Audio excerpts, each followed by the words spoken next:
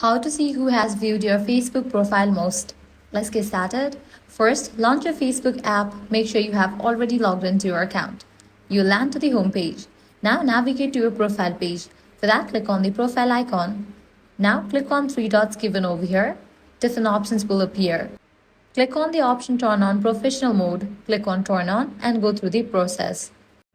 Just follow the prompts to enable professional mode.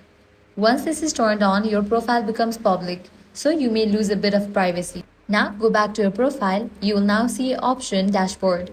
Under Performance, you will see Analytics about your profile activity over the last 28 days. Tap See More Insights. Here you will find metrics like followers, post reach and engagement. Once your profile gets some views and activity, you'll start seeing details about who's visiting your profile based on their interactions. You may see total numbers or even specific visitors, depending on your activity and your profile settings. And that's how you can track who has viewed your Facebook profile using professional mode. If this guide helped you out, do not forget to like, share and subscribe. Thanks for watching.